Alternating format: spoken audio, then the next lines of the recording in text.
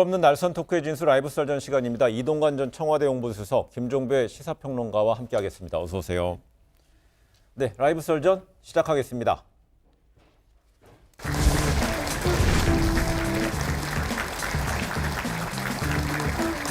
2년 8개월 가까운 국무총리 근무를 마치고 원래의 제자리로 돌아갑니다. 위대한 국민을 섬길 수 있었던 것은 제 인생 최고의 행운이자 영광이었습니다.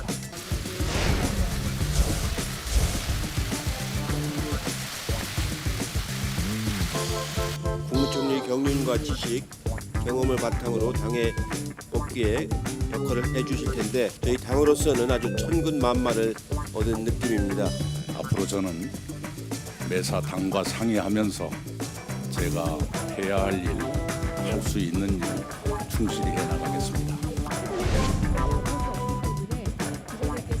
다음 총선 지나고 나면 야당 인사 가운데서도 내각에 함께 할 만한 그런 분이 있다면 함께하는 서로 협력하는 정치, 서로 타협해 나가는 정치를 이끄시는데 가장 책임자라고 그렇게 생각을 합니다.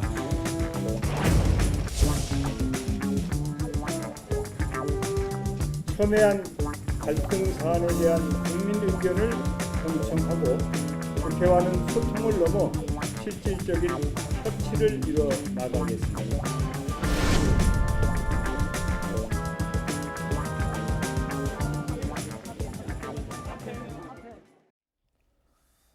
이낙연 전 총리 오늘 민주당 최고위원회를 찾아서 공식적으로 당 복귀를 했습니다. 이 전 총리의 복귀는 전라남도 도지사, 국무총리를 거쳐 약 6년 만이죠. 하루 만에 이 총리에서 사실상 총선 후보자로 신분이 사회적 시선이 확 바뀐 것 같아요. 이해찬 대표는 천군만마를 얻은 느낌이라고 이제 덕담을 했는데 엄밀하게 얘기를 하면 당 안에서의 사정으로 보면 이낙연 전 총리는 사실은 단기 필마로 당에 돌아갔다고 봐야 되는 거죠. 그래서 이제 총선에 어떤 역할을 할 것인가는 뭐 좀 이따 이야기를 하고 이낙연 전 총리의 정치 행보에 있어서 그러니까 일단 이 총선을 거치면서 얻어야 되는 과제이자 목표는 말잡이를 얼마나 많이 확보하느냐. 말잡이. 결국은 여기에 그러니까 초점이 있다고 봐야 될 것 같습니다. 네, 이해찬 대표는 이렇게 천군만마를 얻은 것 같다고 그랬는데 정작입니까? 아니면 그래서입니까? 이 전 총리는 매사를 당과 상의하며 해야 할 일, 할 수 있는 일을 성실히 하겠다 이렇게 얘기했어요. 물론 저 당에 돌아갔으면 일단 허리를 낮춰야죠. 그러니까 너무 지극히 당연한 일이고요. 또 지금 어쨌든 대권 주자 예비 후보 중에서 1위를 달리고 있다는 것 때문에 굳이 본인이 이렇게 앞장서서 나서지 않아도 사실은 제일 좋은 거는 남들이 떠받들어주는 분위기를 만드는 건데 그런 면에서 뭐 지극히 당연한 것이고 요번에 복귀의 의미를 뭐 여러 가지로 볼 수 있는데 어쨌건 지금 현 여권에서는 총리라는 자리가 뭐 야권도 마찬가지지만은 사실은 무덤이 되는 경우가 많아요. 총리에서 대권 후보로 간다는 게 아직도 이제 뭐 고비고비 곡절이 있겠습니다만은 그런 의미에서 보면 요번에 어쨌건 지난 2년 반 가까운 긴 시간을 총리 역할을 하면서 대권 주자로 확실히 자리매김했고 현재도 흔들리지 않고 가고 있다고 하는 그런 면에서 보면은 총선에 두 가지 의미가 지금 같은 경우에 있거든요. 하나는 물론 과반 의석을 확보해서 후반기 안정적인 집권 구도를 만들어야 되는 것이고 또 한 가지가 뭐냐면 유력 대권 주자를 발굴해서 키우는 것도 굉장히 중요한 의미가 있는 건데 그런 면에서 보면 지금 저희가 뭐 속된 말로 일타쌍피라 그러나요? 고스톱 칠 때. 그러니까 전 총리도 이제 발굴이 됐고 또 현 총리도 어쨌건 잠재적으로 한 번 더 기회를 주는 그런 면에서 본다면 상당히 이 잠재적 대권 주자들을 키우는 작업에서도 어느 정도 이게 훨씬 발빠르게 나가고 있다. 뭐 여권의 힘이기도 하지만 그런 생각이 듭니다. 오늘 보면은 민주당이 오늘 오후에 1차 전략 공천 지역을 발표할 예정이라고 그러는데요. 그렇다면 이제 총선 불출마를 선언한 장관들의 지역구라든지 당장 뭐 정세균 총리의 지역구에 있던 종로를 포함해서 이 전략 공천지가 좀 관심이 끄는데 1차로 전략 공천지에 종로가 포함될 가능성은 어느 정도 될까요? 거의 뭐 99%라고 봐야 되지 않겠습니까? 이낙연 전 총리 같은 경우도 한 언론 인터뷰에서 경선을 하는 거에 대해서 제가 굳이 뭐 이런 어떤 톤으로 이미 이야기한 바가 있었고요. 그다음에 그 이낙연 전 총리의 어떤 체급을 고려를 할 때 만약에 당에서 경선을 붙인다라고 하는 것은 오히려 이낙연 전 총리의 대중적 지지도나 이런 것들을 갉아먹는 것이기 때문에 네. 사실은 당의 어떤 전략 운용에 있어서도 그거는 바람직한 카드가 아니거든요. 그런 점에서 종로 지역 같은 경우는 그러니까 이낙연 전 총리를 전략 공천하는 거 거의 99%라고 봐도 된다 이렇게 생각을 합니다. 근데 그렇다면 전략 공천으로 이제 1차에서 그렇게 해버린다면은요, 자유한국당 황교안 대표 끌려가는 겁니까? 아니면 저절로 뭐 걸어가는 겁니까? 종로 쪽으로? 아니 뭐 끌려간다고 볼 수도 있고 물론 예. 걸어간다고 볼 수도 있겠어요. 예. 그런데 이제 그 이쪽은 전략적 모호성을 좀 유지하면서 궁금증은 유발하지만 지금 사실은 저 뭐 엊그제도 뭐 저희 그런 얘기를 했습니다만은 사실 피해가기가 예. 쉽지 않아요. 이제는 종로를 안 나가면 사실 그냥 불출마밖에 없는데 그 저 비겁하게 저 피해가는 거 같잖아요. 그러니까 정면 승부하겠다는 결심은 이미 굳힌 것으로 알고 있고 네. 다만 이제 어떤 모양과 타이밍과 그리고 또 사실은 이제 준비 작업도 조금 해야 되잖아요. 네. 물밑에 그런 거를 하고 있는 것으로 알고 있습니다. 그래서 황교안 대표가 요즘 아마 가장 좋아하는 노래가 이 노래가 아닐까 싶은데요. 이 트롯 중에 서른도시가 부른 나침반이라는 노래가 있는데 혹시 예. 아세요? 한번 불러봐 주시면 아니 뭐 제가 노래 종로로 갈까요? 영등포로 갈까요? 아, 예. 뭐 그 가사 기억나시죠? 알고 있습니다. 아마 노래방 가면 그 노래를 가장 애창하지 않을까 싶은 예. 생각이 좀 드는데 그럼 이것만 좀 말씀을 드리고 싶어요. 뭐냐면 많은 사람들이 황교안 대표가 종로에 출마해서 빅매치가 성사되느냐 안 되느냐에 관심을 쏟는 이유가 뭐냐면 이것이 갖는 의미가 어마어마하게 크기 때문인데 두 가지 의미가 있다고요. 하나는 자 지금 여론조사에서 이미 돌리기 시작을 했어요. 이번 총선의 성격을 뭐라고 보느냐? 정권 심판론이라고 보느냐? 야당 심판론이라고 보느냐? 예. 여론조사가 이렇게 돌리고 있고 총선 구도가 이렇게 짜여질 가능성이 있는데 문재인 정부의 초대 총리이자 최장수 총리가 후보로 나오는데 제1야당의 대표가 나와서 빅매치가 이루어진다면 예. 정권 심판론 대 야당 심판론에 결국은 압축된 전장이 되어버려요. 종로 자체가. 그다음에 두 번째는 차기 구도의 전초전이라는 성격을 띠고 있기 때문에 이 종로에서 만약에 두 사람이 붙는다라면 그것이 갖는 의미가 엄청나게 큰 것이죠. 아마 네. 총선 전체 아마 그 투표율도 조금이라도 더 올릴 수 있는 아마 흥행까지도 아마 연결이 될 거라고 보는데 예, 오늘 오전에 박지원 의원이 김종배 평론가 방송에 나와서 또 황 총리 이야기하지 않았습니까? 근데 뭐 차마 인용하기 뭐한데 배짱이 황 대표의. 예, 배짱이 없어갖고 출마 못할 거라고 말씀을 하셨는데 예. 뭐 그냥 그렇게 그 말씀하셨어요. 무슨 맥락에서 그런 말이 나온 거죠? 그러니까 만약에 정말로 배짱이 있었다면 2년 전에 예. 창원 성산 그 보궐선거 있었을 때 예. 거기서 그러니까 나가가지고 했으면 탄탄대로를 달릴 텐데 그때도 정치적 배짱이 없어갖고 출마 못한 건데 예. 그런 배짱 가지고 과연 종로에서 출마할 수 있겠느냐라는 게 제 얘기가 아니고 박지원 의원의 이 진단이었습니다. 대목에서는 뭐 제가 뭐 굳이 그 황 대표를 변호한다기보다는 그건 조금 약간 악의적이다라고 제가 판단하는 건 예. 뭐냐면 우선 뭐 여러 번 얘기했지만 창원 성사는 그건 사람이 그 특히 그 어떤 중량감 있는 정치 지도자는 자기가 나서야 될 때와 물러설 때를 잘 알아야 됩니다. 네. 근데 뭐 이를테면 아까 뭐 영등포로 갈까요? 뭐 그 노래도 있었지만 영등포 가는 것도 그렇지만 그때 창원 성산을 간다는 거는 사실 아무 연고도 없는 데를 가서 그 무모하게 도전한다는 거는 사실은 논리적인 정합성이 없어요. 그러나 종로는 사실은 여러모로 네. 그 출마를 해도 충분히 그 납득이 되거든요. 제가 노상 얘기하잖아요. 요새 그 지역 선거에서 유권자들의 의식이라는 게 굉장히 높아졌기 때문에 저 사람 왜 여기 왔지? 그게 납득이 안 되잖아요. 그럼 절대로 표 안 줍니다. 근데 네. 무조건 뭐 옛날에 그 낡은 틀의 정치공학적 발상으로 청안 성산을 갔었어야 된다. 네. 그리고 지금도 어쨌건 뭐 물론 이제 본인의 뭐 독심술이랄까 뭐 관심법으로 보시는지 모르지만 남의 행보를 그런 식으로 비겁하니 못 나올 거다. 그러나 저는 이렇게 읽습니다. 우리 흔히 얘기하는 격장지계란 말이 있잖아요. 남을 충동해서 삼국지에 많이 나오죠. 예. 그 결국 나오게 만들어 제 빈매치를 질문이 하겠다. 그거였는데. 격장지계로 보이죠. 아무튼 예. 나올 때가 촌미의 관심사고 좀 나왔으면 좋겠어요. 알겠어요. 저도 하여튼 나올 그걸 겁니다. 질문하려고 했는데 미리 답변해서 이제 저희가 시간 네. 2분 확보한 것 같고요.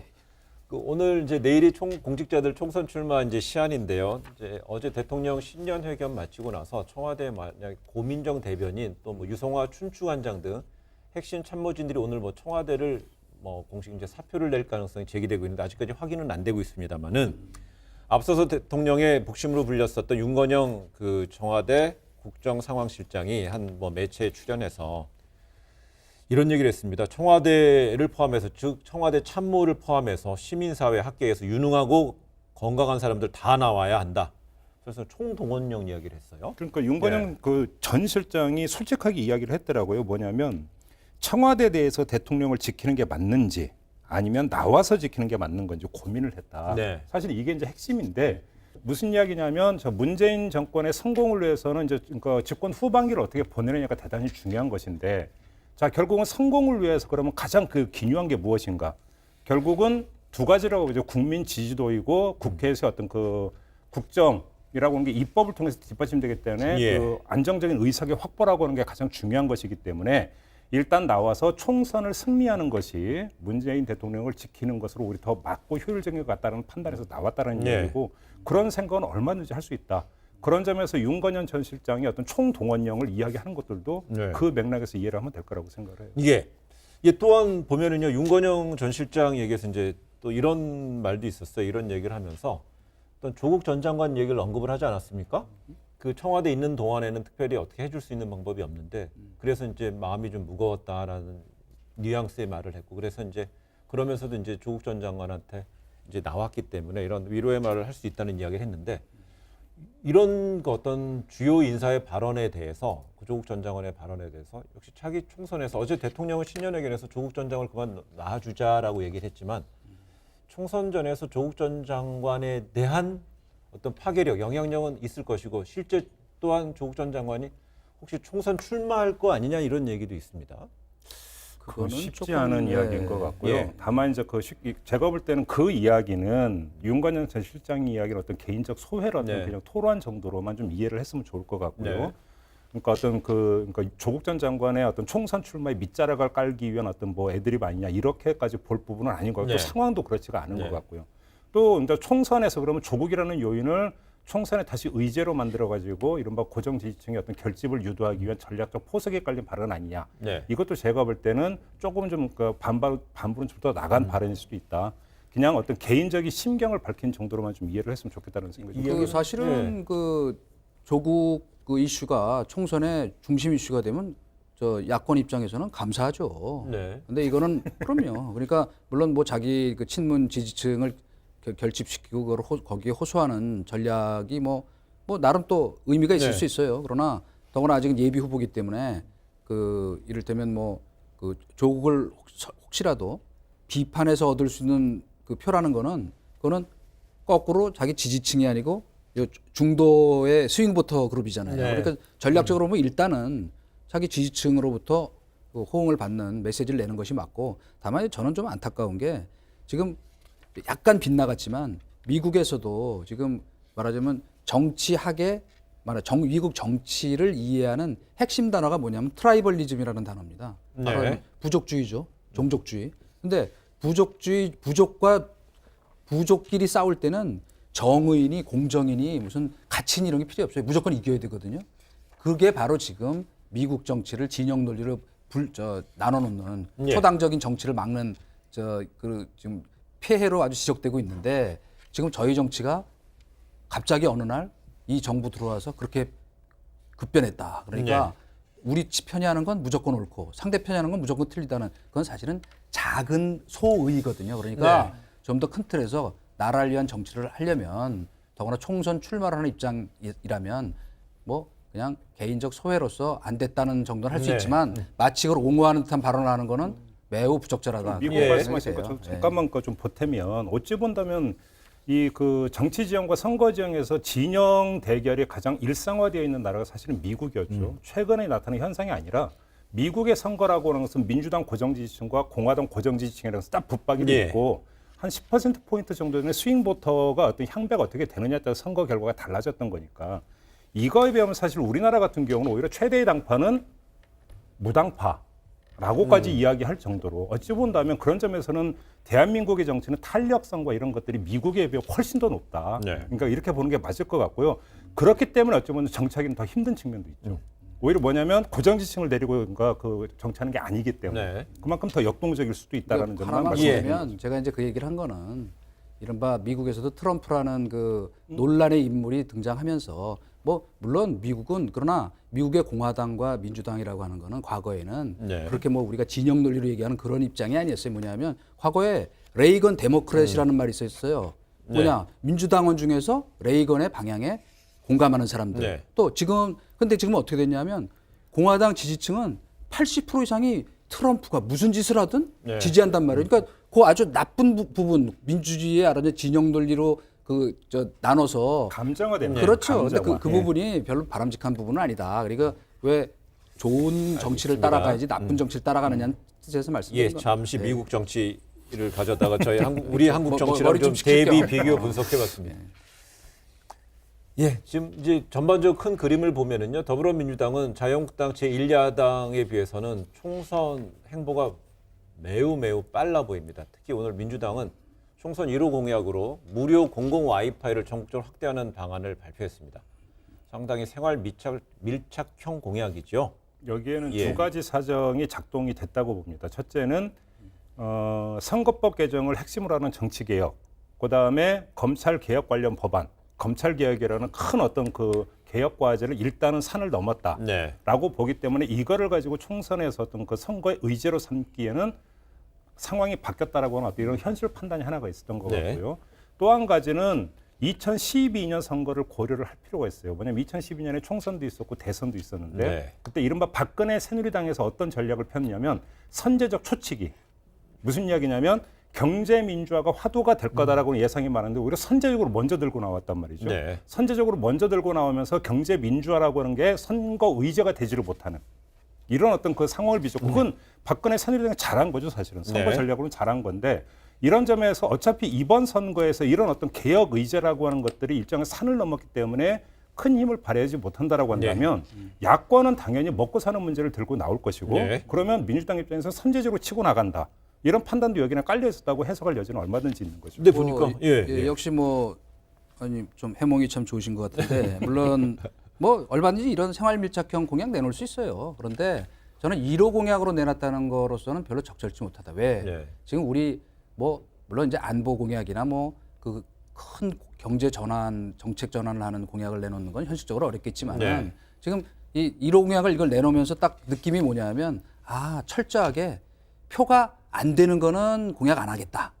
조금 부담이 되더라도 욕 먹을 거, 표 떨어질 거. 작더라도 표가 되는 거를 차근차근 쌓아가서 말하자면 득점을 쌓아가겠다. 그러니까 그것도 일리는 네, 있어요. 네. 그러나 예를 들면 지금 연금 개혁이니 노동 개혁이니 규제 타파니 지금 타다 문제 때문에도 난리지만은 그런 사실은 우리의 어떤 앞으로의 국가 장래를 위해서 굉장히 중요한 이번에 표를 주시면 저희가 이런 일을 네. 해서 나라를 이렇게 바꾸겠습니다 하는 것이 원래 여당이 내놓는 공약이거든요. 그래서 유명한 거 있잖아요. 못 살겠다 갈아보자. 갈아봐야 소용없다. 이것처럼 안정적인 국정 운영할 수 있는 의석을 주십시오라고 해야 되는데 지금 제1호 공약을 이걸 딱 내놓으니까 무슨 생각이 드냐면 네. 아주 틈새를 공략하겠다는 뜻은 알겠는데 지금 집권 중반기에서 후반기 넘어가는 선거에서 여당이 내놓는 1호 공약치고는 참 졸렬하다. 솔직히 그런 생각이 그럼 듭니다. 이렇게 볼 수 있지 않을까요? 제가 질문을 던져보겠습니다. 보통 이제 정치적 무관심, 무당층이 는다는 건 정치적 무관심, 혐오가 늘어난다는 것인데 그게 보통 청년층 위주로 좀 일어난다고 그러니까는요. 우선 이런 식으로 무료 와이파이, 공공 와이파이에 대한 확장을 한다면은 주로 이제 통신에 많이 활용하게 되는 젊은 층한테 눈길을 끌 수 있는 것이고요. 그들이 만약에 총선에 있어요. 관심을 갖는다면 풀뿌리 민주식으로요. 보다도 총선에 좀 국민적 여론을 환기시키고 참여의 폭을 확장시키면 민주주의 어떤 개선에 있어서 나은 긍정적 효과도 있을 수 있을 것 같아요. 이동관 전 이거 수석께서 저의 해석입니다. 네. 예, 예. 조금 전에 이제 충분히 졸렬하다고 무슨 말씀하셨으니까 저는 이렇게 그러면 받아서 말씀을 드릴게요. 그러니까 우리가 이제 보통 정치 평론하고 이런 얘기할 때 이념 과잉이고 이념 대응을 너무 짓물라니까 생활 밀착형으로 가자. 네. 이런 얘기 많이 하잖아요. 그러니까 단적인 얘기가 이거잖아요. 2010년 지방선거를 휩쓸었던 의제가 뭐였어요? 무상급식이었어요. 네. 결국은 이 하나의 어떤 그 이슈와 의제가 지방선거 판도를 좌우를 해버렸던. 왜냐하면 그만큼 오히려 공수표, 그러니까 유권자가 볼 때 빌공짜 공수표인 것 같은 경우에는 감동도 없고 관심도 없는 것보다는 생활 밀착형으로 가면서 오히려 관심을 끄는 거고 선거 전략으로 운영될 수 실제 있는 사실상 자유한국당에서는 공수처 폐기 연말 연시에 공수처 전국에서 공수처법이 통과되면서 공수처법 폐기를 1호 공약으로 내세웠다. 오늘은 그 탈원전 정책, 그러니까 지금 현 정부의 주요 정책인 탈원전 정책 폐기를 통해서 값싼 전기 제공을 하겠다 이런 경제 공약 위주로 3개를 발표했다면 그 이동관 전 수석이 분석대로 하면은 자유한국당의 거대 담론과 생활 밀착적인 거 두 가지를 다 잡는 토끼 두 가지를 다 잡을 수 있는 그러니까 뭐 공약이네요. 이제 저 복싱으로 예를 든다면 지금 저 민주당은 인파이팅을 하는 거고 지금 우리 저 자유한국당은 아웃복싱을 네. 하는 걸로 보일 수 있죠. 좀 그러니까 스윙을 여긴 짧게 잡고 단타로 안타 치겠다는 거고 저기는 그래도 한 방 휘둘러서 네. 한 2루타, 3루타는 쳐야 안 되겠냐 이런 것인데 어쨌건 뭐가 좋다고 얘기할 수는 없어요. 사실은 미국에서도 또 미국 얘기 또 하는데 오바마 때 그러니까 바로 미국 공부는 예. 오늘은 마이크로 트렌드라 그래서 그 유명한 그 책이 있었죠. 거기에 기초해서 철저하게 그 이해 집단, 이익 집단을 아주 세분화해가지고 예. 거기 맞는 적합한 공약을 내세우는 게 굉장히 중요한 선거 전략인 건 맞아요. 네. 그러나 제가 얘기하는 건 뭐냐면 지금 우리가 부딪히고 있는 현실에 대한 진단이 있어야 그다음에 대책이 나올 거 아닙니까? 예. 안보가 됐건 경제가 됐건 여러 가지 뭐 대통령은 매우 낙관적인 이 신년 회견에서도 예. 말씀을 하셨지만은 상황이라고 본다면 뭐 조금 그 1호 공약으로서는 조금 이렇게 뭔가 좀 탁 와닿는 예. 이렇게 아 그래 이제 뭔가 좀 바뀌겠구나 폼나는 아니 예. 정말 대담한 변화가 오겠구나 확실한 예. 변화가 오겠구나 네. 하는 걸 좀 그 내세웠으면 좋았지 알겠습니다. 않았을까 하는 예. 아쉬움입니다. 뭐 한국당- 나쁘다는 게 아니고 예. 한국당 1호 공약이니까 딱 두 가지만 말씀드릴게요. 첫째는 뭐냐면 또 첫 발부터 잘못됐다. 또 그렇습니까? 네, 왜냐하면 뭐 잘못 알려진 거라고 열심히 해명을 하고 있지만 1호 공약이 변경됐다라고 하는 바꿨다라고 하는 보도가 계속 쏟아지는 상황에서 또 첫발 스텝이 꼬였다는 점 하나 환기시켜드리고요. 그 지금 그 1호 공약으로 내세운 게 세 가지가 있는데 예를 들어서 탈원전, 네. 폐기, 그건 탈탄소 정책으로 가겠다. 그건 충분히 제기할 수 있는 문제라고 생각을 해요. 네. 그리고 총선에서 이것이 다시 또 국민수 토론이 된다면 나쁠 것도 없다고 네. 생각을 해요. 근데 저는 와닿지가 않는 게 그 건전한 재정 운용을 통해서 미래 세대의 빚더미 폭탄을 제거해 드리겠습니다. 구체성, 그러니까 뭔가 구체적인 상이 그려지질 않아요. 네. 그러면 뭘 어떻게 손을 대겠다라는 건데? 라고 하는 그럼 뭐가 어떻게 바뀌는 건데라고 하는 상을 그러니까 제시해 줘야 되는데 예. 이게 없고 뭐냐면 무슨 이 학자가 정책 방향 제시하는 것처럼 이런 식으로 해버리면 이거는 대중들을 움직이는 공약이 될 수가 없거든요. 네. 오히려 이것이 그러면 이제 구체적으로 민주당은 치고 들어오겠죠. 자 그러면 재정 지출 줄이겠다라는 거예요. 그럼 뭘 줄일 건데요? 그거 네. 국민한테 주는 거 뺏는 거 아니에요? 이런 네. 식으로 역공 들어오면 어떻게 방어할 거예요? 아니죠. 예, 그거는- 구체성이 떨어진다는 아니, 얘기예요. 저는 뭐 그렇게 생각하지는 예. 않아요. 왜냐하면 사실 뭐 그동안에 이 자유한국당이 그 말하자면 이 여권이 제기하는 이슈에 휘말려서 제대로 자기네 의제 선정을 못했던 예. 것이 맞아요. 사실은 이 문제를 지난번에 그 40% 그 GDP 40% 선이 적절하냐 아니냐 하는 논란이 나왔을 때 예. 대통령이 그걸 꼭 지켜야 되느냐 할 때 본격적으로 논란을 일으켜서 지금 우리 재정 적자론에 과연 네. 그 말하자면 적정한 선이냐 이렇게 연간 9%씩 늘어나는 재정 규모 예. 이게 적절한 거냐? 왜냐 연간 9%라는 건 뭐냐면 금융 위기 때 같은 큰 위기가 닥쳤을 때 말고는 그런 식의 경상 성장률을 2배, 3배 넘는 그 말하자면 그 예산 증가율이라는 게 예. 없었어요. 그러니까 지금 걱정이 뭐냐면 바로 항상 얘기하는 이거 아닙니까? 우리는 지금 만약에요.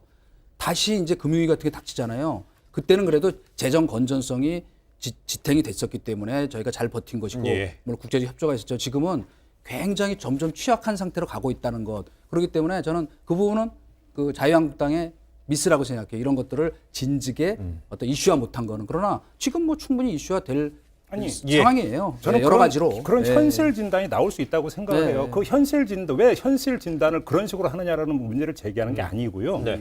다시 말해 이거는 지금 총선 학술 토론의 장이 아니라는 네. 거예요. 네, 뭐 경제 그런 면이 학자의 있어요. 현실 진단이 예, 아니라 예. 자 그럼 이렇게 하기 위해서 이거를 끊어야 됩니다. 그러니까 이거는 지금 옳다 그러다를 따지는 게 예를 들어서 이런 거예요. 자 재정 운용이 나빠지고 있다고 그때도 문제가 돼서 4대강 그러니까 4대강 사업을 철회해야 됩니다. 네. 22조나 들어가는데 이거는 그 세금 낭비입니다. 이런 식으로 구체적으로 예. 이거에 대한 반대 내지 이거에 대한 찬성 이런 어떤 행동을 유발할 수 있는 뭐가 있어야 되는데 이게 없는 상태에서 이렇게만 해버리면 와닿느냐. 예, 자 그러면 알겠습니다. 네. 반문이 들고 자 그러면 SOC 사업 줄일까요? 그러면 지역 표심 떨어지니까 아니요. 그러면 자 네. 복지 비용 줄일까요? 이렇게 역으로 들으면 뭐라고 대답하겠냐. 네. 저는 뭐 이걸 지적. 일리가 알겠습니다. 있어요. 네. 예, 오늘 그 지적은 뭐 자유한국당이 내놓은 세 가지 거대한 주제, 큰 주제 세 개 그 경제 공약에 대해서는요. 구체적인 안은 있는데요. 우선은 이제 두 분이 지적할 때는요. 앞에 제목을 잡았을 때 그게 뭐 명확하게 다가오지 않으니까 그럼 구체성이 결여된 것으로 비춰질 수 있다는 아주 아주 진중한 팁, 조언 같기도 해요. 선거 구호는 예. 설명하는 게 아니에요. 알겠습니다. 그럼 예. 알겠습니다. 그건 뭐 지적의 일리가 있어요. 예.